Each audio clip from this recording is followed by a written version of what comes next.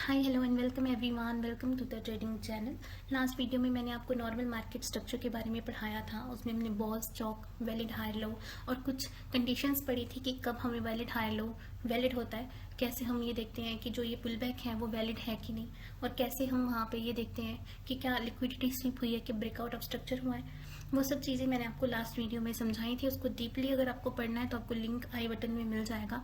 But problem ये आती है कि जब हम मार्केट में जाते हैं, हम जब चार्ट ओपन करते हैं तो मार्केट इतना इजीली मूव नहीं करता है। आपको कभी भी मार्केट इस तरीके से मूव करता ही नहीं दिखेगा कि direct higher highs and high lows बनाता हुआ जा रहा हो। इतना सिंपल मार्केट का स्ट्रक्चर नहीं होता है। तो फिर इस चीज़ को सॉल्व किया कैसे जाए। अब आप यहाँ पे देख सकते हो कि मार्केट हमें कैसा मूवमेंट करता दिखेगा। यहाँ पे देखो, मार्केट लगातार हायर हाइज एंड हाई लोज बना रहा है, बट उस तरीके से नहीं बना रहा है जैसे हम मैकेनिकल स्ट्रक्चर में पढ़ रहे थे। ठीक है, तो रिटेल ट्रेडर्स की इस जो प्रॉब्लम को सॉल्व करने के लिए इसी स्ट्रक्चर को अब हम एडवांस लेवल पे पढ़ेंगे, जिसको हम बोलते हैं एसएमसी स्ट्रक्चर मैपिंग। और इस एसएमसी स्ट्रक्चर मैपिंग में एक चीज ऐड हो जाएगी, जिसे बोलेंगे आईडीएम, इंड्यूसमेंट। ओके, सबसे पहले हम एक क्विक रिवीजन करके पुराना स्ट्रक्चर पर पढ़ लेते हैं ताकि बेसिक क्लियर हो जाए, और उसके बाद हम इसके ऊपर मूव ऑन करेंगे।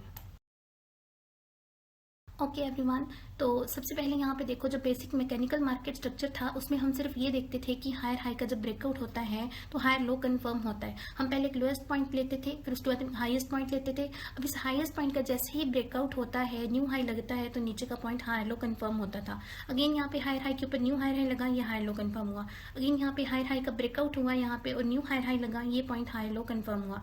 और जो ये ब्रेकआउट होता है इसे हम बोलते हैं ब्रेकआउट ऑफ स्ट्रक्चर, बॉस बोलते हैं। और इसके साथ कैंडल की जो बॉडी है उसकी पूरी क्लोजिंग होना यहाँ पे जरूरी है। मींस यहाँ पे लिक्विडिटी स्वीप नहीं चलेगी, यहाँ पे हमें ब्रेकआउट देखना जरूरी है। ओके, तो अब एक मैंने और आपको चीज बताई थी कि ये जो पुल बैक है, जो नीचे को ये आ रही है करेक्टिव वेव, ये भी वैलिड होनी चाहिए। ठीक है, उसके लिए वैलिड पुल बैक और इनवैलिड पुल बैक का जो कॉन्सेप्ट है उसे भी अगर आपको पढ़ना होगा तो मैं आपको लिंक आई बटन में दे दूंगी, आप वहां पे जाके उसे भी समझ सकते हो।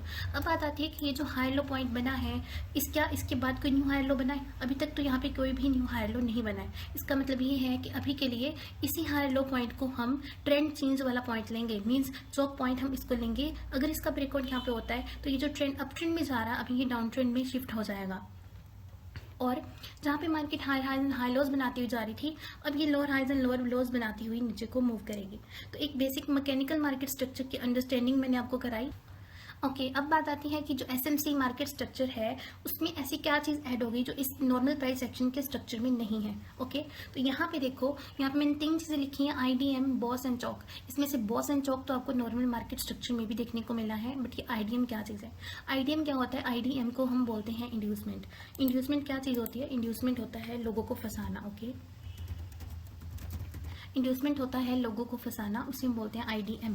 अब आईडीएम में क्या होता है, लोगों को यहाँ पे एक तरीके से फंसाया जाता है, उनके स्टॉप लॉसेस को उड़ा के फिर मार्केट अपने रियल डायरेक्शन में मूव करता है। मींस पहले लोगों को यहाँ पे फंसाया जाएगा, लिक्विडिटी क्रिएट की जाएगी, फिर उस लिक्विडिटी को स्वीप किया जाएगा। मींस उस लिक्विडिटी को लिया जाएगा और फिर जिस डायरेक्शन को मार्केट को मूव करना है, मार्केट उस डायरेक्शन में मूव करेगी। ओके, तो ये होता है बेसिक इंड्यूसमेंट का लॉजिक। ओके, अब बात आती है कि इंड्यूसमेंट को चार्ट पे हम कैसे समझें। तो सबसे पहले हमें वैलिड पुलबैक की पहचान होनी जरूरी है। अब यहाँ पे देखो, ये एक वैलिड पुलबैक है। वैलिड पुलबैक में हमें क्या देखना होता है कि जो कैंडल एक्सटर्नल कैंडल है, जिसने हाई लगाया है, इस कैंडल के बाद एक न्यू कैंडल बनी, इसने हाई लगाया, ये क्या था? External candle. अब इस एक्सटर्नल कैंडल की लो का ब्रेक होना नेसेसरी है। अब यहाँ पे देखो, इन 2 कैंडल्स में देखो, इस रेड कैंडल ने इसके लो को ब्रेक किया है। अब जो फर्स्ट कैंडल है उसकी हाई को भी यहाँ पे ब्रेक होना नेसेसरी है। जैसे ही ये 3 क्राइटेरिया यहाँ पे फुलफिल होते हैं, ये एक पुलबैक क्या बन जाता है? एक वैलिड पुलबैक बन जाता है। ठीक है, अब यहाँ पे देखो, जब मार्केट में ट्रेंड मूव करता है ऊपर की ओर, तो मार्केट में 2 वेव्स देखने को मिलती हैं, इंपल्सिव वेव और करेक्टिव वेव। यही जो करेक्टिव वेव है इसे हम बोलते हैं पुल बैक। ओके, अब यहाँ पे जब ये पुल बैक वैलिड होती है तभी हम इसे काउंट करते हैं करेक्टिव वेव में। ठीक है, अब यहाँ पे क्या हुआ, मार्केट जैसे जैसे मूव करती जा रही थी तो पुल बैक बनाती बनाती ऊपर को मूव कर रही थी। ओके, तो एसएमसी स्ट्रक्चर मैपिंग का सबसे पहला स्टेप है कि हमें यहाँ पे वैलिड पुल बैक को आइडेंटिफाई करना होता है। वैलिड पुल बैक क्या होती है वो मैंने आपको अच्छे से समझा दिया। वैलिड पुल बैक आप आपको क्या हर बार ऐसे ही देखने को मिलेगी, ऐसा नहीं है। डिफरेंट टाइप के सिनेरियोज होते हैं, हर बार ये 2 कैंडल्स ही नहीं होंगी। कई बार एक सिंगल कैंडल लिक्विडिटी स्वीप भी कर सकती है, कई बार एक सिंगल कैंडल से ब्रेक भी कर सकती है, कई बार एक सिंगल कैंडल ग्रीन भी हो सकती है। तो ये डिफरेंट टाइप की जो वैलिड पुल बैक्स होती हैं उसको पढ़ने के लिए आप डिस्क्रिप्शन में जो लिंक दिया है उस पर जाके चेकआउट कर सकते हो। उसमें वैलिड और इनवैलिड पुल बैक का पूरा कॉन्सेप्ट मैंने समझाया है। ओके, तो वैलिड पुल बैक का एक सिंपल सा रूल है, हमने एक एक्सटर्नल कैंडल को लेना है, फिर हमने देखना है कि जो नेक्स्ट कैंडल है उसका लो ब्रेक करती है कि नहीं। अब इसको देखो, नेक्स्ट कैंडल ने अभी तक लो ब्रेक नहीं किया और एक नेक्स्ट कैंडल फॉर्म हुई, इसने इसका लो ब्रेक किया। अब इसका नेक्स्ट टास्क क्या है कि नेक्स्ट ग्रीन कैंडल जो है इसके हाई को भी ब्रेक करे। अभी तक हाई ब्रेक नहीं हुआ, अभी तक ये वैलिड नहीं है। नेक्स्ट कैंडल ने इसका हाई ब्रेक किया यहाँ पे, अब जाके ये जो स्विंग है एक वैलिड पुल बैक बन गया है। ओके, तो जब ये एक स्ट्रक्चर कंप्लीट होता है तब हम बोलते हैं कि ये एक वैलिड पुल बैक है। और स्मार्ट मनी कॉन्सेप्ट में लास्ट वैलिड पुल बैक को ही हम इंड्यूसमेंट कहते हैं। ओके, तो इंड्यूसमेंट क्या होता है? इंड्यूसमेंट होता है लास्ट वैलिड पुल बैक जहां पर लिक्विडिटी पड़ी होती है। अब यहाँ पे समझो, मार्केट ऊपर को मूव कर रही थी, यहाँ पे समझो, यहाँ पे अभी तक के लिए भूल जाओ कि ऐसा कुछ स्ट्रक्चर बना है। ओके, मार्केट यहाँ मूव कर रही थी, उसने एक स्विंग बनाया। अभी हमारे लिए क्या है, ये पॉइंट आईडीएम था, हमने यहाँ पे क्या किया, इंड्यूसमेंट मार्क कर ली क्योंकि ये एक वैलिड पुल बैक था। फिर क्या हुआ, मार्केट ने एक और स्विंग बनाया, एक वैलिड स्विंग।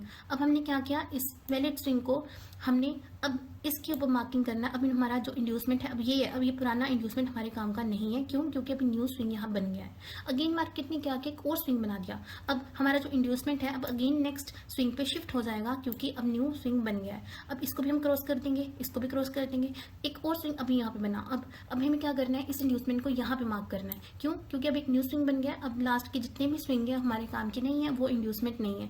तो लास्ट का जो वैलिड पुल बैक होगा, जो भी बना होगा वैलिड पुल बैक, उसी को ही हम इंड्यूसमेंट मार्क करेंगे। उसे हम बोलते हैं लेटेस्ट लिक्विडिटी, जहां पे इस वक्त लिक्विडिटी पड़ी हुई है। ठीक है, तो मैंने यहाँ पे ये मार्किंग की है, आप देख सकते हो, ये यहाँ पे क्रॉस क्रॉस क्रॉस इसलिए की है। क्यों?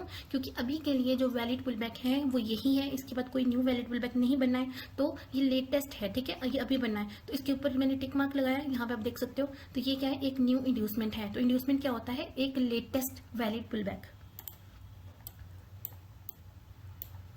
अब बात आती है कि हम यहाँ पे 2 चीजें पढ़ते हैं। जब हम नॉर्मल मार्केट स्ट्रक्चर पढ़ रहे थे तो उसमें हमने एक चीज नोटिस की थी, हम सिर्फ हायर लो को कंफर्म कर रहे थे।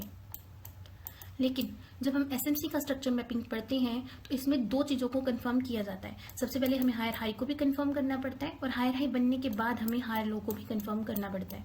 मतलब कि एक नॉर्मल मार्केट स्ट्रक्चर में एक चीज़ को ही कंफर्म किया जाता है, लेकिन एसएमसी के मार्केट स्ट्रक्चर में 2 चीज़ों को कंफर्म किया जाता है। तो अब यहाँ पे समझो, सबसे पहले हमें हायर हाई को कंफर्म करना है। तो यहाँ पे देखो, हमने इंड्यूसमेंट पॉइंट को फाइंड आउट किया, मींस हमने लेटेस्ट वैलिड पुलबैक को यहाँ पे मार्क कर लिया, हमने यहाँ पे इंड्यूसमेंट मार्क कर लिया। अब मार्केट का क्या काम है, इस इंड्यूसमेंट को आके टेकआउट करे, मींस इसका ब्रेकआउट करे या इसकी लिक्विडिटी स्वीप करे, ये फर्क नहीं पड़ता है। आईडीएम को लेना नेसेसरी है। तो ये 2 तरीके से हो सकता है, या तो प्रॉपरली इसको ब्रेकआउट करे या फिर लिक्विडिटी स्वीप करे। तो IDM can be taken out by body और लिक्विडिटी स्वीप। जैसे ही आईडीएम पॉइंट का यहाँ पे ब्रेकआउट होता है, जहाँ आईडीएम पॉइंट की लिक्विडिटी स्वीप होती है, तो जहां से कैंडल आके इसकी लिक्विडिटी स्वीप कर रही थी, जब ब्रेक कर रही थी, उस पॉइंट को हम हायर हाई कंफर्म कर देते हैं। मींस अब हमारे पास हायर हाई कंफर्म हो चुका है। ओके, एक चीज आपको यहाँ पे ध्यान रखनी है, यहाँ पे समझो, जो ये इंड्यूसमेंट होती है ये शिफ्ट होती रहती है। क्यों?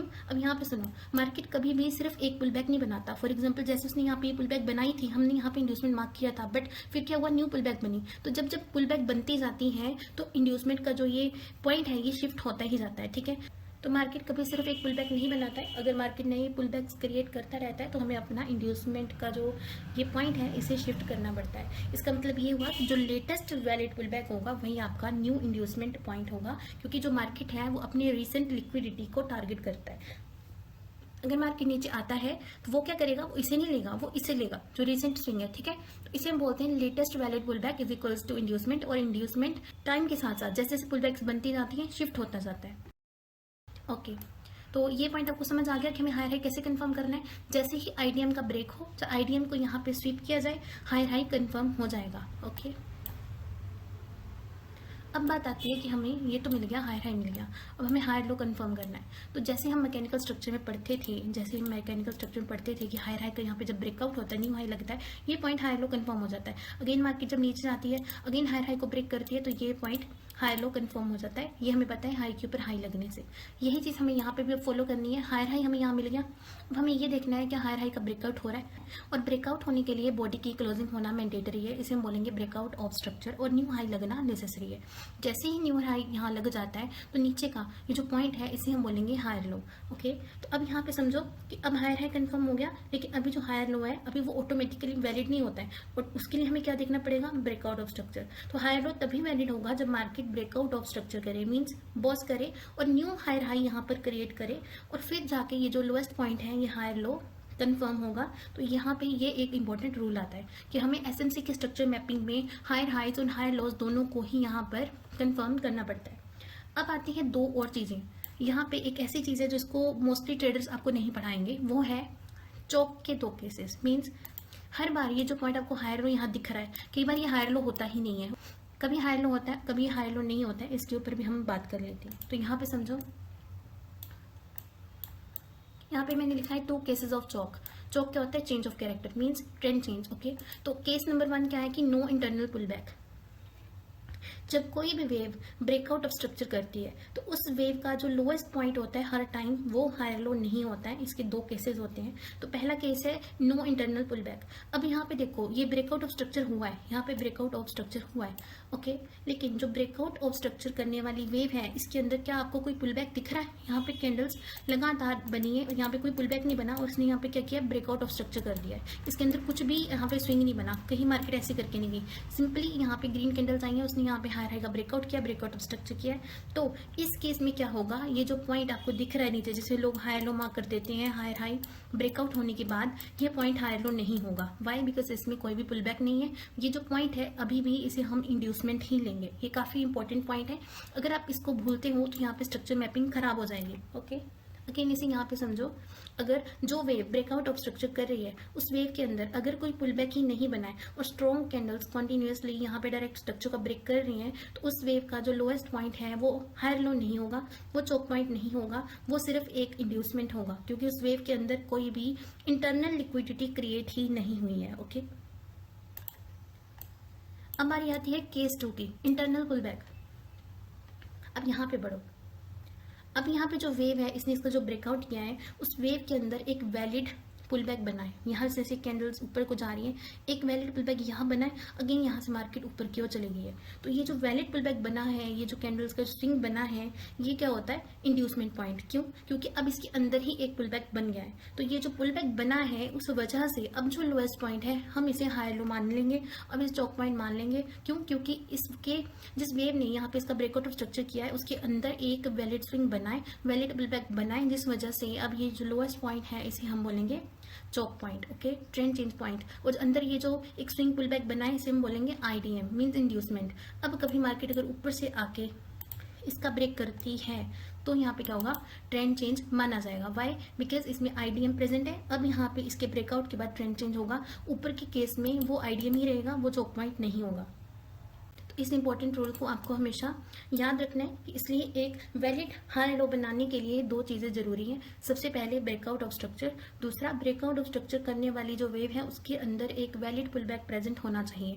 अगर वो वहाँ पे प्रेजेंट नहीं है, तो ये लोएस्ट पॉइंट, कोई भी चौक पॉइंट, कोई भी हायर लो नहीं होगा, ये नॉर्मली एक इंड्यूसमेंट होगा। ओके, तो अब यहाँ पे देखो एक मेमोरी ट्रिक है। अगर आपको कभी याद ना रहे कि कैसे मार्केट का स्ट्रक्चर मैप करना है, तो हम क्या करेंगे, इसको यहाँ से अच्छे से रट लेंगे, इसको अच्छे से समझ लेंगे। यहाँ देखो, सबसे पहले हमने क्या करना है, एक वैलिड पुल बैक लिया। जैसे ही हमारे पास वैलिड पुल बैक मिल गया, हमें क्या मिल गया, हमें आईडीएम मिल गया। जैसे ही हमें आईडीएम मिल गया, आईडीएम का हम स्वीप, लिक्विडिटी स्वीप, जब आईडीएम का ब्रेक होता देखेंगे, जैसे ही ये चीज़ होगी, हमें क्या मिलेगा, हायर हाई मिल जाएगा। जैसे ही यहाँ पे हायर हाई कंफर्म होता है, फिर क्या चाहिए हमें, फिर हमें बॉस चाहिए, ब्रेकआउट ऑफ स्ट्रक्चर चाहिए, प्लस उसके अंदर एक इंटरनली एक स्विंग भी बन जाए। उससे क्या होगा, हमें एक वैलिड हायर लो बन जाएगा, मीन्स हमारे पास एक चौक पॉइंट कंफर्म हो जाएगा। तो अगर आप इसको याद कर लेते हो, तो आपको स्ट्रक्चर मैपिंग बहुत ईजिली याद रहेगी, आप कोई भी मिस्टेक नहीं करोगे। अब यहाँ पे एक बार अगेन ये समझ लो ये आईडीएम क्यों बनता है, एक बार फिर से मैं आपको समझा देती हूँ। इसका सिंपल सा रीजन है कि मार्केट को लिक्विडिटी चाहिए। मार्केट पहले ट्रेडर्स को क्या करेगा, ट्रैप करेगा। जब ट्रेडर्स को लगेगा हमें एंट्री मिल गई है तो अपने स्टॉप लॉसेस वो लगा देंगे। जैसे वो अपने स्टॉप लॉसेस लगाएंगे, मार्केट क्या करेगा, उनके स्टॉप लॉसेस को कलेक्ट करेगा और फिर एक्चुअल डायरेक्शन में मूव करेगा। इसलिए एसएमसी का यही पैटर्न होता है कि लिक्विडिटी पहले क्रिएट की जाती है, फिर लिक्विडिटी ली जाती है और फिर स्ट्रक्चर को ब्रेक करके एक्चुअल डायरेक्शन में मार्केट मूव करती है। और इस पूरे कॉन्सेप्ट को याद रखने का ये सबसे सिंपल फॉर्मूला है। वैलिड पुल बैक से हमें आईडीएम मिलेगा, आईडीएम के स्वीप और ब्रेक होने से हमें हायर हाई मिलेगा, हायर हाई का breakout of structure plus internal pull back present होने के बाद हमें हायर लो मिल जाएगा। आपको बस इस स्ट्रक्चर को याद रखना है, इस सीक्वेंस को याद रखना है। और अगर आप कभी भी कुछ भूलते हो तो आपको ये ट्रिक नहीं भूलनी है, आपको ये लाइंस नहीं भूलनी है। अगर आप इसे नहीं भूलोगे तो आप कभी भी स्ट्रक्चर रॉन्ग मैप नहीं करोगे। अब बारी आती है कि एसएमसी का स्ट्रक्चर मैपिंग एक बार हम देख लेंगे कैसे मार्क होता है। तो यहाँ पे समझो, मैंने ये काफ़ी अच्छी डायग्राम बनाई है, आप यहाँ पे देख सकते हो। यहाँ पे देखो, यहाँ पे क्या हो रहा है, मार्केट ऊपर की ओर गई, मार्केट ने क्या किया, एक वैलिड स्विंग बना लिया। ठीक है, जैसे ही यहाँ पे मार्केट ने स्विंग बनाया, यहाँ पे समझो, जैसे ही मार्केट ने एक वैलिड स्विंग बनाया, यहाँ पे मार्केट ने क्या किया, अगेन आके उस स्विंग को ले लिया। अब ये वैलिड स्विंग एक लेटेस्ट स्विंग है तो ये क्या बनेगा, ये आईडीएम पॉइंट बनेगा। जैसे ही मार्केट आईडीएम को ले लेगी तो हमारा स्टेप 2 क्या था, हायर हाई कंफर्म हो जाएगा। जैसे ही हायर हाई कंफर्म होगा, हमें क्या देखना है, ब्रेकआउट ऑफ स्ट्रक्चर देखना है, प्लस ब्रेकआउट ऑफ स्ट्रक्चर करने वाली वेव के अंदर क्या पुल बैक बनना है, वो भी बना है। मीन्स ये आईडीएम पॉइंट भी बन गया अंदर ही अंदर। अब यहाँ पे क्या हुआ है, हायर हाई का यहाँ पे बॉडी से ब्रेकआउट हुआ है और इसे हम बोलेंगे ब्रेकआउट ऑफ स्ट्रक्चर। फिर मार्केट ने क्या किया है, मार्केट में जो प्राइस से ऊपर की ओर गया, फिर मार्केट नीचे की ओर आई, उसने क्या किया, फर्स्ट यहाँ के स्विंग को, जो लेटेस्ट स्विंग को ले लिया, ये वैलिड पुल बैक को यहाँ पे ले लिया, जिसे हम आईडीएम बोलते हैं। फिर क्या होगा, जैसे ही आईडीएम को लिया, हायर हाई यहाँ पे कंफर्म हो जाएगा। जैसे ही हायर हाई का यहाँ पे ब्रेकआउट होता है और यहाँ पे ये जो लोएस्ट पॉइंट है वो क्या बन जाएगा, वो हायर लो बन जाएगा। फिर अगेन क्या हुआ, मार्केट ऊपर की ओर मूव कर रही है, स्विंग बनाती बनाती जा रही है, अभी तक किसी भी स्विंग को यहाँ पे लिया ही नहीं गया। तो अभी क्या करेंगे, अभी हम वेट करेंगे। अगेन यहाँ पे एक स्विंग बना, ये लेटेस्ट स्विंग है, इसके बाद कोई भी ऊपर स्विंग नहीं बना। इस लेटेस्ट स्विंग को जैसे ही लिया, इसे हम बोलेंगे आईडीएम। जैसे उसने आईडीएम यहाँ पे लिया, हायर हाई कंफर्म हुआ। जैसे ही हायर हाई का अब ब्रेकआउट होता है, एक बॉडी की क्लोजिंग होनी नेसेसरी है, जहाँ जैसे ही यहाँ पे ब्रेकआउट ऑफ स्ट्रक्चर होता है तो लोएस्ट पॉइंट क्या बन जाएगा, हायर लो बन जाएगा। यहाँ पे एक चीज और देखो, जिस वेव ने यहाँ पे इसका ब्रेकआउट ऑफ स्ट्रक्चर किया है उसके अंदर कोई भी पुल बैक नहीं है, मीन्स ये लोएस्ट पॉइंट एक आईडीएम ही है। ओके, अब मार्केट ने अगेन ऊपर गई, अब मार्केट नीचे आई, उसने यहाँ पे फर्स्ट स्विंग को ले लिया, इसे हम बोलते हैं आईडीएम। जैसे इसने आईडीएम को लिया, यहाँ पे हायर हाई कंफर्म हो गया। जैसे ही हायर हाई का यहाँ पे ब्रेकआउट ऑफ स्ट्रक्चर हुआ, ग्रीन कैंडल की बॉडी के साथ यहाँ पे ब्रेकआउट ऑफ स्ट्रक्चर हुआ और उसके अंदर जिस वेव ने यहाँ पे ब्रेकआउट ऑफ स्ट्रक्चर किया वो ये वाली वेव है। इस ब्रेकआउट ऑफ स्ट्रक्चर करने वाली वेव के अंदर स्विंग बनी है, तो फर्स्ट स्विंग क्या बनेगा, आईडीएम बनेगा। तो यहाँ पे क्या होगा, ये जो लोएस्ट पॉइंट है ये हायर लो पॉइंट बन जाएगा, मीन चोक पॉइंट बन जाएगा। अब क्या हुआ, मार्केट नीचे कमर आई, उसने आईडीएम को लिया, ये हायर हाई यहाँ पे कंफर्म हुआ। बट अब क्या हुआ, यहाँ पे कोई भी बॉस नहीं हुआ। ठीक है, यहाँ पे बॉस नहीं हुआ, मार्केट नीचे को मूव करने लगी और उसने क्या किया, यहाँ पे हायर लो को ब्रेक किया, चोक पॉइंट को ब्रेक किया। जैसे उसने यहाँ पे चोक पॉइंट को ब्रेक किया, अब जो ट्रेंड यहाँ से अप ट्रेंड था, अब यहाँ पे क्या होगा, डाउन ट्रेंड में शिफ्ट हो गया। यहाँ पे समझो, जैसे यहाँ पे चोक पॉइंट ब्रेक हुआ, मार्केट ऊपर की ओर गई, उसने पहले जो लेटेस्ट स्विंग को यहाँ पे लिया, जिसे हम आईडीएम बोलते हैं। जैसे उसने आईडीएम को यहाँ लिया, यहाँ पे लोअर लो कंफर्म हो गया। अब जैसे ही इसने लोअर लो को यहाँ पे ब्रेकआउट ऑफ स्ट्रक्चर किया कैंडल की बॉडी के साथ, यहाँ पे क्या हुआ, लोअर हाई कंफर्म हो गया। अब मार्केट अगेन ऊपर की ओर गई, उसने इस आईडीएम को लिया, नीचे लोअर लो कंफर्म हुआ, अगेन यहाँ पे बॉस हुआ, नीचे लोअर लो लगा, अगेन मार्केट ऊपर की ओर गई। इसमें कोई भी वैलिड स्विंग नहीं है तो ये फर्स्ट स्विंग है, यही आईडीएम होगा। इसे जैसे ही लिया, ये लोअर लो कंफर्म हुआ। अब इस लोअर लो का यहाँ पे ब्रेकआउट ऑफ स्ट्रक्चर हुआ एक बॉडी के साथ, तो ऊपर का ये जो पॉइंट है ये बन गया लोअर हाई बन गया। ओके, अब यहाँ पे देखो, जैसे ही मार्केट ऊपर की ओर गई, उसने फर्स्ट स्विंग को लिया, आईडीएम लिया, ये पॉइंट क्या बन गया, लोअर लो। पर अब मार्केट ने क्या किया, यहाँ पे ब्रेकआउट ऑफ स्ट्रक्चर नहीं किया, मार्केट ऊपर की ओर जाती रही, उसने क्या किया, यहाँ पे अपने वैलिड लोअर हाई को यहाँ पे ब्रेकआउट कर दिया, चेंज ऑफ कैरेक्टर कर दिया। अब यहाँ से जो ट्रेंड डाउन ट्रेंड था, अब यहाँ से अप ट्रेंड में शिफ्ट हो गया। तो ऐसे हमें एसएमसी की स्ट्रक्चर मैपिंग करनी है। ओके, एक चीज़ आपको हमेशा याद रखनी है कि जो ब्रेकआउट ऑफ स्ट्रक्चर होगा और जो चोक होगा, उसके लिए ये जो कैंडल है, इसकी जो बॉडी है वो क्लोजिंग होनी नेसेसरी है। यहाँ पे देख सकते हो, बॉस में हमेशा ही कैंडल के साथ ब्रेकआउट होना नेसेसरी है। लेकिन जो आईडीएम है, आईडीएम में आप लिक्विडिटी स्वीप भी देख सकते हो, उसमें आप बॉडी की क्लोजिंग भी देख सकते हो, वो दोनों चीज़ें यहाँ पे चलेंगी। लेकिन एक नॉर्मल ब्रेकआउट ऑफ स्ट्रक्चर में और यहाँ पे चेंज ऑफ कैरेक्टर में बॉडी की क्लोजिंग होना मैंडेटरी है। आई होप आपको एसएमसी का स्ट्रक्चर मैपिंग अच्छे से समझ आ चुका हो। अगर आपको कोई डाउट होगा आप कमेंट सेक्शन में डेफिनेटली मेरे से पूछ सकते हो। इसके अलावा अगर आपको कोई डाउट होगा आप मुझे टेलीग्राम पर भी मैसेज कर सकते हो। और नेक्स्ट वीडियो में मैं आपको समझाऊंगी कि अब हम रियल चार्ट पे कैसे एसएमसी की स्ट्रक्चर मैपिंग कर सकते हैं in the easiest way possible. And thanks for watching this video. I will see you in the next video.